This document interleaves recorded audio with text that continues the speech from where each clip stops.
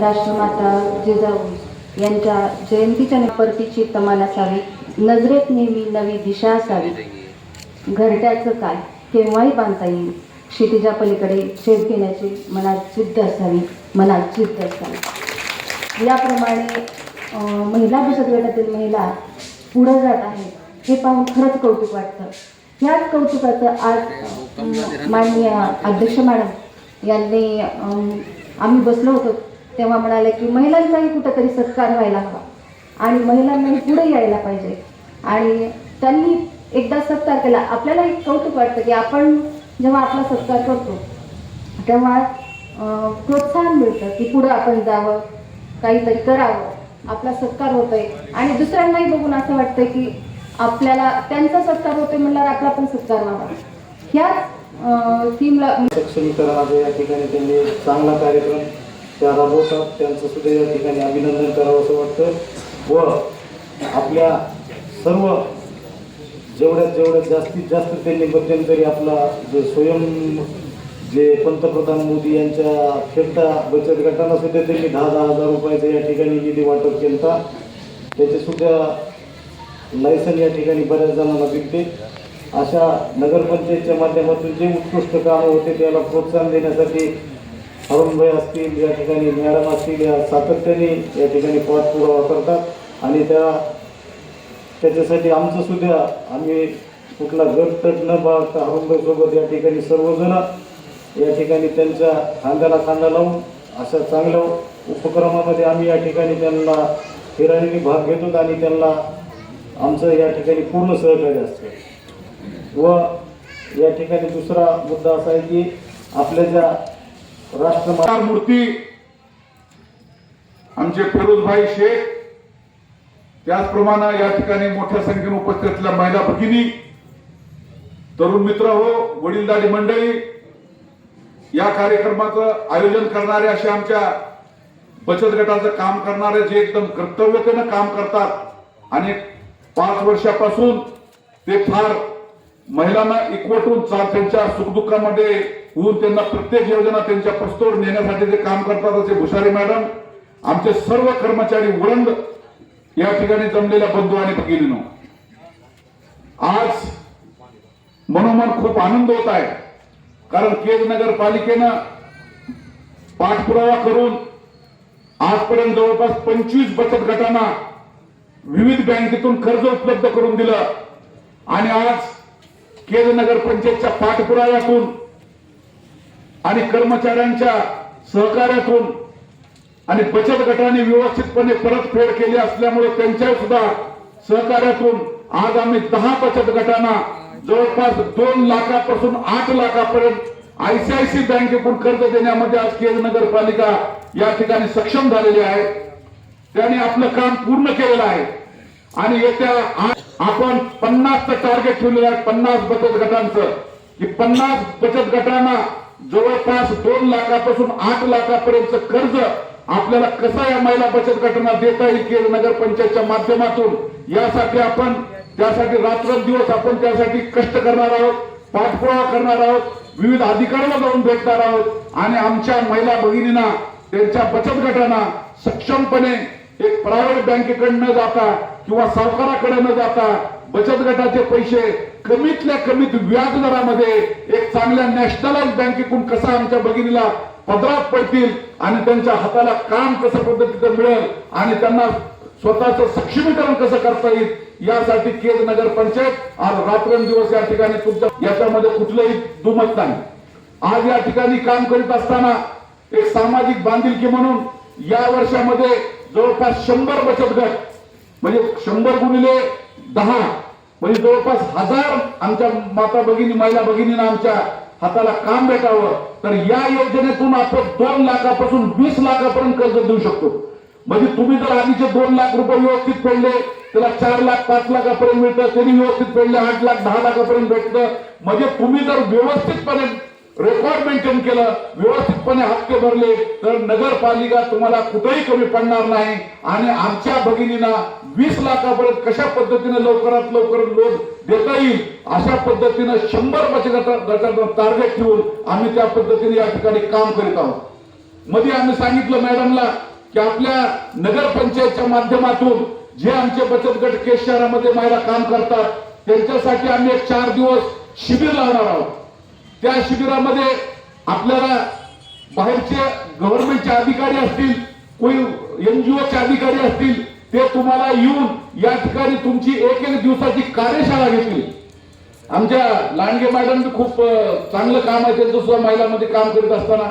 आमच्या दुसऱ्या आमची पुतणी आहेत इनामदार, त्याचं चांगलं काम आहे ग्रामीण भागामध्ये, हे सुद्धा या ठिकाणी चांगले काम करते. अशा पद्धतीनं हे काम करणाऱ्या महिलांना पुढे करून जास्तीत जास्त लोकांपर्यंत जाऊ. तर ते शिबिर आपण 4 दिवसासाठी केस शहरामध्ये लावणार आहे, 4 भागामध्ये. ते लावित असताना त्याचा समजून गटाचं शिबिर लावल्यानंतर तुम्ही त्या ठिकाणी तुमची उत्स्फूर्त उपस्थिती असली पाहिजे. 1 दिवसाची कार्यशाळा असेल. त्या गव्हर्नमेंटची माणसं, NGOची माणसं येऊन तुम्हाला दिवसभर मार्गदर्शन करतील आणि ते मार्गदर्शन करत असताना तुम्हाला जास्तीत जास्त लोन कशा पद्धतीने घेता येतं, त्याची फाईल कुठं केली पाहिजे, त्याचं सोर्सेस काय आहे, तुम्हाला कोणता बिझनेस निवडला पाहिजे, तुमच्या भागामध्ये कोणता बिझनेस चालू शकतो, तुमची आवड निवड कशात आहे, या सगळ्या गोष्टीचा तुमच्या लेवलला येऊन ते सगळ्या गोष्टीचा आढावा घेऊन ते तुम्हाला योग्य ते मार्गदर्शन करतील. आणि त्या मार्गदर्शनासाठी आपल्याला कुठलीही फीस नाही. सकाळी यायचा 9:30ला मस्ती, पुन्हा दुपारपर्यंत कार्यक्रम चालत, दुपारी पुन्हा जेवण मी त्यांचंच घ्यायचं, आपलं काहीच नाही. आणि त्याच्यानंतर 4 वाजता चहा प्यायचा आणि 1 दिवसामध्ये शिबिरामध्ये सहभाग घेतल्याचं प्रमाणपत्र घेऊन 5 वाजता आपल्या घरी जायचं. सोपं आहे ना? आणि ताराबरी वाजवून राहा. तर अशा पद्धतीचं काम आपण केज नगर पंचायत आणि जनविकास परिवर्तन आघाडीच्या संयुक्त माध्यमातून करणार आहोत. त्यांचं माझं सविस्तर अध्यक्षाचं बोलणं नंतरची तारीख ते आपल्याला देणार आहेत. 4 दिवस ते आपल्या केज शहरात थांबतील. शहराचे 4 भाग करूया, म्हणजे जेणेकरून सगळ्याला उपस्थित राहता यावं, सगळ्याला त्या ठिकाणी समजून घेता यावं आणि सगळ्याला येण्या जाण्याला सुद्धा अडचण येऊ नये म्हणून आपण शहराचे 4 विभाग करू. आणि 4 विभागामध्ये दररोज 1 विभागामध्ये 1 दिवस, 1 विभागामध्ये 1 दिवस, असं 4 दिवस आपण 4 विभागामध्ये ते शिबिर घेऊ. आणि त्यातून तुम्हाला जास्त येईल, तुम्हाला कसे फायदे तयार करता येतील, जास्तीचं लोन 50-60 लाखापर्यंत लोन तुमच्या उद्योगाला, सामुदायिक उद्योगाला कशा पद्धतीने आपल्याला उपलब्ध होता येईल, ह्याचं 9:30ला चालू होईल. 2ला त्यांचं जेवण, 4 होऊन तुम्हाला 1 दिवसाचं प्रशिक्षण घेतल्याचं प्रमाणपत्र दिलं जाईल. हे प्रमाणपत्र तुम्हाला भविष्यामध्ये एखाद्या बँकेमध्ये लोन करताना, एखादी फाईल दाखल करताना त्या ठिकाणी ते तुम्हाला कामाला येणार आहे. म्हणजे ही आपल्या तुमच्या एका ऋणानुबंधाची, तुमच्या आमच्या एका प्रेमाच्या नात्याची आणि तुमचा एक भाऊ म्हणून किंवा मुलगा म्हणून ज्या ज्या पद्धतीनं तुम्ही नात्यात आपण बसतो त्या नात्याप्रमाणे आपलं द्यावं लागतंय. आपण कुठेतरी आपण करण्यासाठी मदत केली पाहिजे. ह्या भावनेतून एक सामाजिक खासदार रजनीताई पाटील असतील, या भागाचे खासदार बजरंग बाप्पा असतील, आज या ठिकाणी या भागाचे आमदार नमिताताई असतील, किंवा या भागात काम करणारे कांशराव इंगळे असतील किंवा आडसकर साहेब असतील, यांच्या सहकार्यातून आणि सक्षमपणे काम करणाऱ्या नगराध्यक्षा यांच्या बरोबरीनं आणि सर्व गटतटाचे आमचे सगळे नगरसेवक आमच्या चांगल्या कामामध्ये आम्ही सगळे हातात हात घालून एकमेकाला बरोबर घेऊन एक केजचं पाहिलेलं स्वप्न आणि केजचा चेहरा मोहरा बदलणे आणि सामाजिक परिवर्तन घडून आणणे, महिलांचं सक्षमीकरण करणे आणि आमच्या पुरुषांना सुद्धा योग्य पद्धतीचा सन्मान देणे, अशा पद्धतीचं काम करण्याचा जो आम्ही व्रत घेतलेला आहे, या व्रताची पूर्णता करण्यासाठी आम्ही रात्रंदिवस तुमच्या या केजवासियांच्यासाठी आम्ही कुठेही कमी पडणार नाही, अशा पद्धती गवाही या निमित्तानं तुम्हाला देतो. आणि आज या ठिकाणी मला सांगावं वाटतं की आज आपण आपल्या भागामध्ये ज्या लोकांचा सत्कार झालेला विविध क्षेत्रामध्ये काम करीत असताना त्या लोकांचा सुद्धा कुठेतरी आपण सत्कार केला पाहिजे, त्यांचं सुद्धा कौतुक केलं पाहिजे. कारण ते आपल्या केज नगरीच्या मातीत जन्मलेली माणसं आहेत, आपल्याशी त्यांची नाळ जुळलेली आहे आणि हे आपण कुठेही तरी तिचं उत्तरदायित्व व्हावं म्हणून त्यांचा सुद्धा सत्कार आपण या ठिकाणी केलेला आहे. आज मला पत्रकार बांधव या ठिकाणी आहेत, त्यांचं सुद्धा मनापासून मला आभार मानावं वाटतं. कारण पत्रकार बांधव खरंच या 5 वर्षामध्ये आम्हाला खूप 3 वर्षामध्ये त्यांचं सहकार्य लाभलेलं आहे. आणि या भागामध्ये तुम्हाला बघायला मिळतं की विविध कार्यक्रमाचं आयोजन, विविध कार्यक्रमाचं या ठिकाणी नियोजन आम्ही या ठिकाणी नेहमी करीत असतो.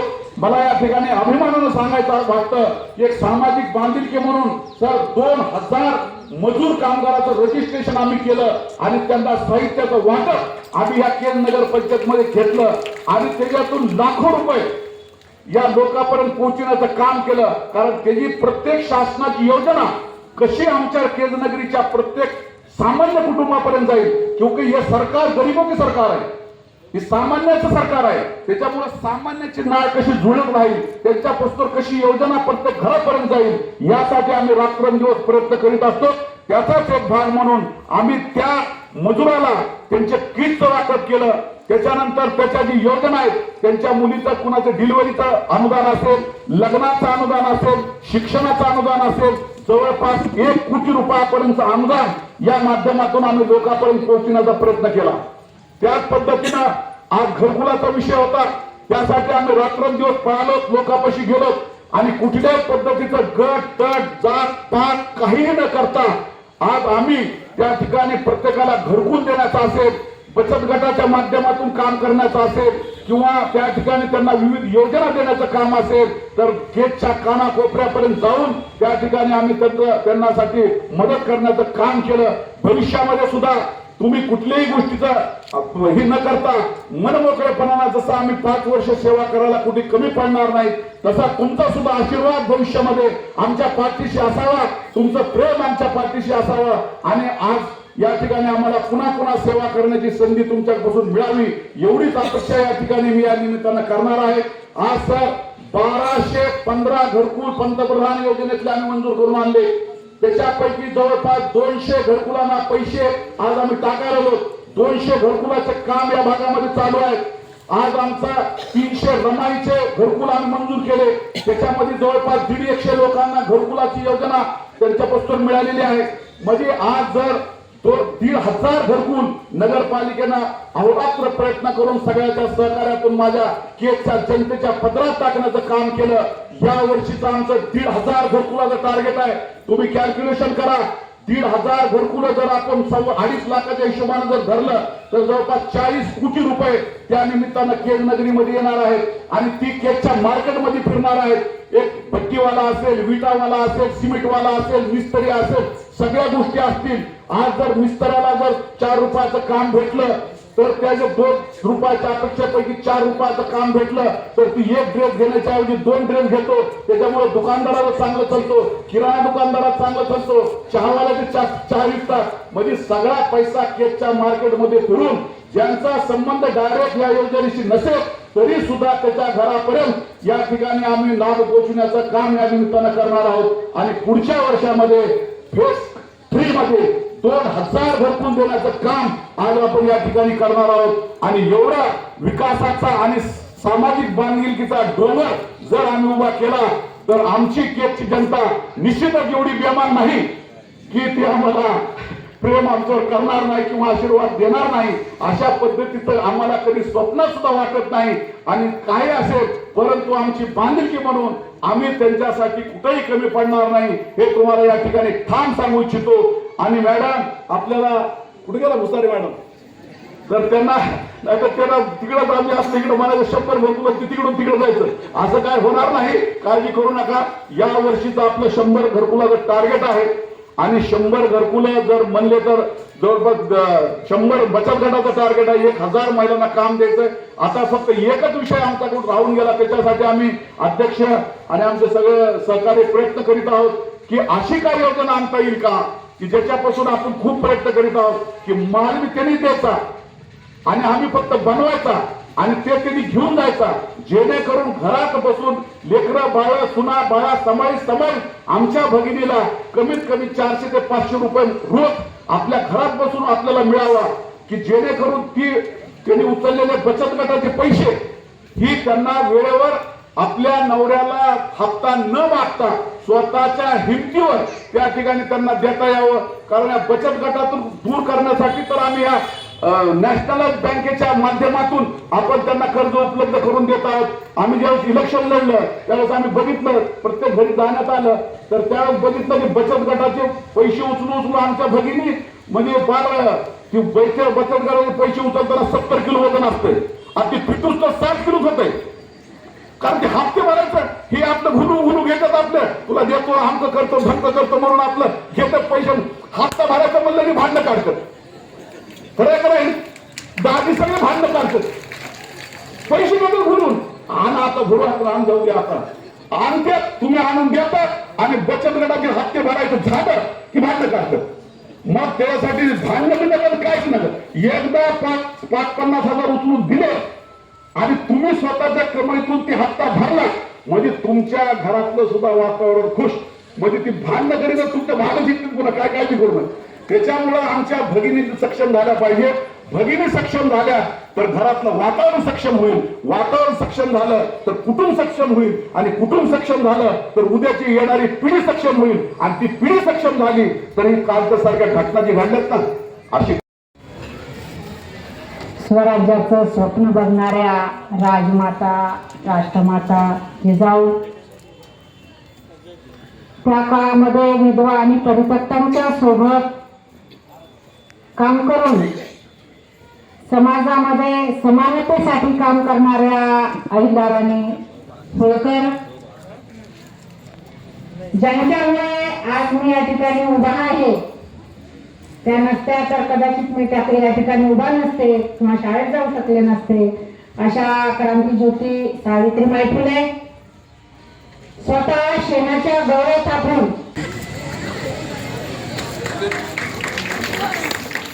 मग